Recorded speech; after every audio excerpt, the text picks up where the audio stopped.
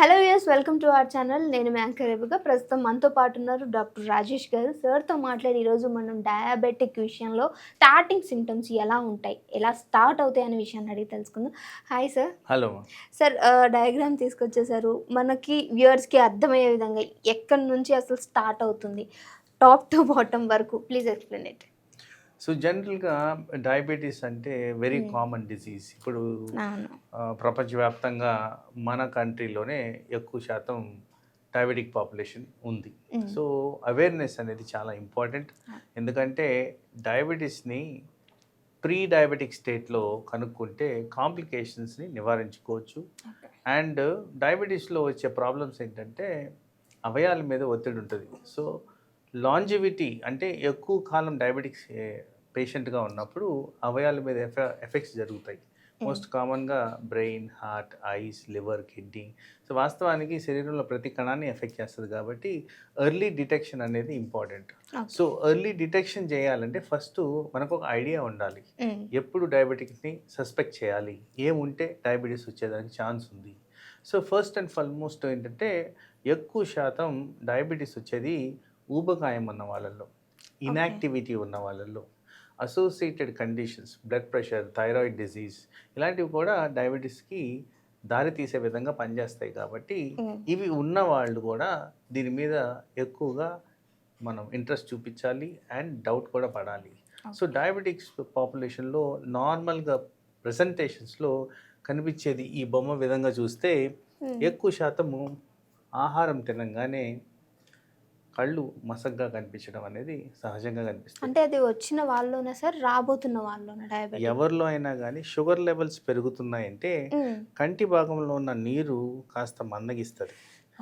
So ఆ sugar levels పెరిగినప్పుడు కంటి చూపు మందగించినట్టు కనిపిస్తుంది. పర్టికులర్గా ఫుడ్ తిన్న తర్వాత ఆర్ స్వీట్స్ తిన్న తర్వాత, కూల్ డ్రింక్స్ తాగిన తర్వాత ఇలాంటివి ఎక్కువగా కనిపిస్తాయి.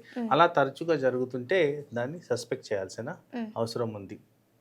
అలాగే వాళ్ళ బ్రెత్ స్మెల్ కూడా కాస్త డిఫరెంట్గా వస్తుంది. అది ఎక్స్పర్టీస్ ఎవరైతే హెల్త్ కేర్ ప్రొఫెషనల్స్ ఉంటారో వాళ్ళ ద్వారా ఎక్కువ తెలుస్తుంది. కానీ బట్ స్మెల్ అయితే డిఫరెంట్గా మారడం అనేది జరుగుద్ది. అలాగే చూస్తే ఎక్కువ శాతం నీరసంగా అనిపించడం చాలా ఫ్రీక్వెంట్గా గమనిస్తాం. అంటే ఇదివరకు చేసే యాక్టివిటీని సరిగ్గా చేయలేకపోవడం, కాళ్ళ నొప్పులు అనిపించడం, నీరసంగా అనిపించడం, మజిల్ క్రాంప్స్ రావడం ఇలాంటివి తరచుగా ఈ డయాబెటిక్ పాపులేషన్లో కనిపిస్తుంది. తరచుగా డ్రౌజీగా ఉండడం కూడా గమనిస్తారు. ఇప్పుడు ఇక్కడ హైలైట్ చేసిన విధంగా ఎక్కువగా దాహం వేయడము, అలాగే ఎక్కువగా ఆకలి వేయడం, చేత కాకపోవడము, డ్రౌజీగా ఉండడం, పర్టికులర్గా ఫుడ్ తినిన తర్వాత ఈ సిమ్టమ్స్ ఎక్కువగా కనిపిస్తుంటాయి. అలాగే ఎంత ఎక్కువ తిన్నా కానీ వెయిట్ లాస్ అనేది సహజంగా కనిపిస్తుంటుంది. ఇంటికి ఇంత తింటున్నాను కదా స్టిల్ వెయిట్ లాస్ అవుతుంటారు అనేది గమనించినప్పుడు డయాబెటీస్ అనేది మనం ఆలోచించాల్సిన అవసరం ఉంది. సో ఇలా పలు విధాలుగా డయాబెటీస్ అనేది ప్రజెంటేషన్కి దారి తీస్తుంది. కాబట్టి ప్రతి ఒక్కటి ఉండాల్సిన అవసరం లేదు, కానీ వీటిల్లో కొన్ని ఉంటే సరిపోతుంది. ఓకే. అంటే సార్ మీరు అన్నారు వెయిట్ తగ్గుతూ ఉంటారు అని. కొంతమందిలో బాగా ఊబకాయం ఉన్న వాళ్ళని కూడా చూస్తాం కదా సార్.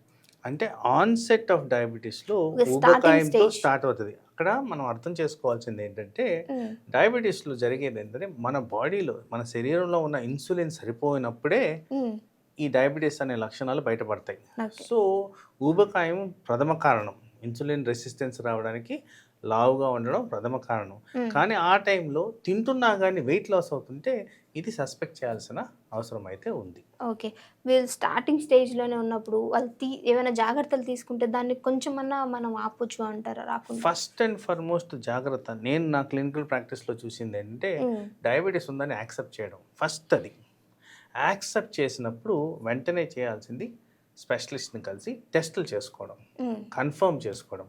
డయాబెటీస్ ఉన్నప్పుడు అసోసియేటెడ్ కండిషన్స్ గురించి నేను చెప్పాను ఇదివరకు. సో దాంట్లో thyroid disease common, cholesterol common, blood pressure common, ఈ మధ్య కాలంలో విటమిన్ లోపాలు కామన్. సో ఇలాంటివన్నీ కూడా అనలైజ్ చేసుకొని తర్వాత డాక్టర్ ఇచ్చిన సూచనలు, సలహాలు మెయింటైన్ చేయడమే కాకుండా మన దినచర్యలు కూడా మార్చుకోవాలి. దినచర్యల్లో ప్రాపర్గా ఎక్సర్సైజ్ చేయడం, ప్రాపర్గా నిద్రపోవడం, ప్రాపర్ టైంకి ఫుడ్ తినడం, ప్రాపర్ టైప్ ఆఫ్ ఫుడ్ తినడం, ఇవన్నీ కూడా డయాబెటిక్స్కి సంబంధించిన ట్రీట్మెంట్ ఆప్షన్స్.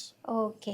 సో అయితే ఫుడ్ విషయంలో కూడా జాగ్రత్త తీసుకోవాలంటారు కదా సార్? డెఫినెట్గా 100% ఫుడ్ మీద ఫోకస్ చేయాలి. అది కూడా ఎక్కువ శాతంలో అందరికి ఉన్న అపోహ ఏంటంటే, నా ప్రాక్టీస్‌లో నేను చూసేదంటే, ఈ పండ్లు మేము తింటాం, ఇవి మా హార్ట్‌కి మంచిది, మా మంచిది. కంటికి మంచిది అంటారు గానీ, యాక్చువల్లీ పండ్లలో ఎక్కువ శాతం షుగర్ ఉంటది కాబట్టి, అవి గమనించుకొని తినాల. సో, అవసరమైన చోట ఎక్స్‌పర్టీస్ అన్నాను చూసారా? న్యూట్రిషనల్ డైటీషియన్ వీళ్ళ ఇన్పుట్ తీసుకొని, ఆ పండ్లు తీసుకోవడం అనేది important. Okay. Thank you so much sir. So diabetic స్టార్టింగ్‌లో ఉన్నవాళ్ళు ఎలాంటి జాగ్రత్తలు తీసుకో మీకు ఎలాంటి సిమ్టమ్స్ ఉన్నాయో చాలా చక్కగా వివరించారు డాక్టర్ గారు. Thank you sir. నమస్తే.